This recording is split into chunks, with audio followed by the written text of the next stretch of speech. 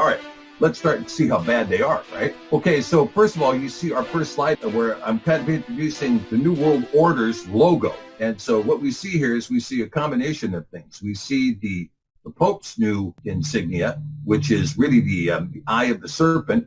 And here we have the eye of the serpent, which is a cross in the circle of the sickle moon of Islam, right?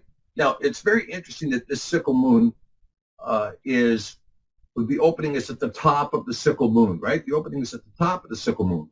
That represents a cup, if you will, like a cup full of wine. With it being tipped up like that, because in Islam it's usually to the side. But here we see this sickle moon being tipped up, and then we see the crucifix being inserted into this cup of wine.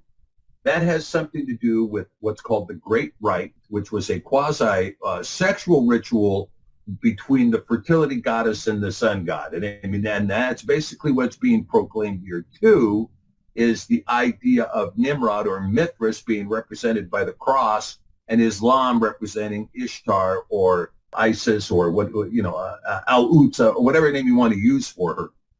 And so you see the combination, and between the two of those, this showing the great rite, the great ritual sacrifice, which would later become sacrificing the seed to Molech, sacrificing the children to Molech. But in here we see this idea of the cross being penetrating this sickle moon. Now, like the dagger being thrust into the cup of wine, which the ceremonial great rite was. Now, also when you look at this cross that the Pope has given us, you see that it's curved. And so it signifies, if you will, this roundness of the eye. It signifies a sphere. Why does it do that? Because orbis unum religio, one world religion. Now people say, oh, well, that was just an agreement between the Catholic Church and Islam, which it was, took place in Abu Dhabi just recently to celebrate one world religion. However, 2 years ago, they had this Mecca Dishkat, or whatever, Mecca Dishkat, I think is what they call it in Israel, which was a marriage between Zionism and Catholicism, a marriage between Zionism and Catholicism. And so the Chabad Lubavitch sits at the table with the Vatican. They have a place at the table in the Vatican, okay? So this is why the Star of David, minus the Vav, there's no Vav in the Star of David, is celebrated in Israel, because there's no Mashiach. You have the two Dalits of the name of David, but there is no Vav in the middle to celebrate Mashiach, the Mashiach who sits on the throne of David, the Messiah who sits on the throne of David. Okay, but this eye here, this Vatican eye that sits in the middle of the logo there, sits in the eye of Horus. Why does it sit in the eye of Horus? Because the Vatican is built upon Egyptian religion. It's built upon the Egyptian religion. And we know this because they have incorporated Mithras. They have incorporated Osiris and Iris and Horus. I mean, there's no question. When we look at the deal of the IHS, we saw that it was, Isis, Horus, Set. And that whole relationship, that trinity, is the trinity that is exalted by the Vatican. And that is Egyptian in its nature. That's why there's an Egyptian obelisk in the center of St. Peter's Square, which is not square, but rather round. You see all these Egyptian symbols because the Vatican sits on top of Egyptian paganism.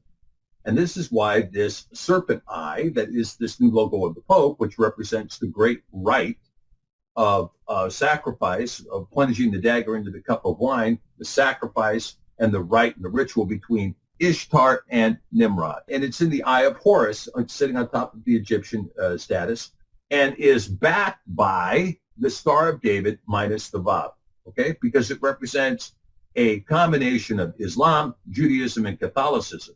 Catholicism is, and most particularly now, is self-asserted as the head of the serpent. And this is the eye of the serpent represented there. And so what we see is we see two statements: Orbis unum religio, one world religion, and Novus Ordo Secularum, new world order.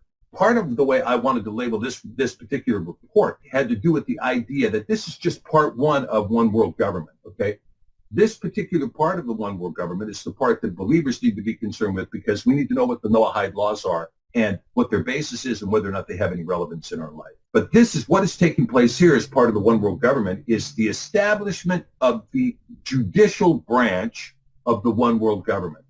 Now, the push that is on right now, and it's a push that is becoming wildly successful, is to make the nascent Sanhedrin, a group of 70 elders in Judaism, together with their 24 acolytes, the judiciary, the worldwide judiciary, to replace the UN Council of the UN. The UN judiciary is essentially a facade anyway. It doesn't function at all, or very little.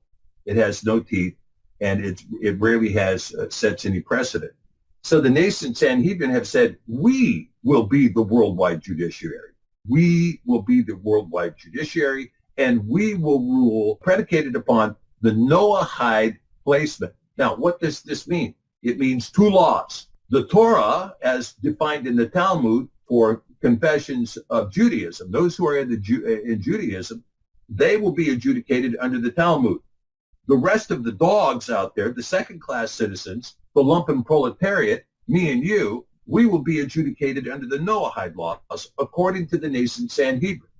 And they claim that this is moral. They claim that they are the moral authority and that the Noahide laws are moral. Okay, so what are the Noahide laws?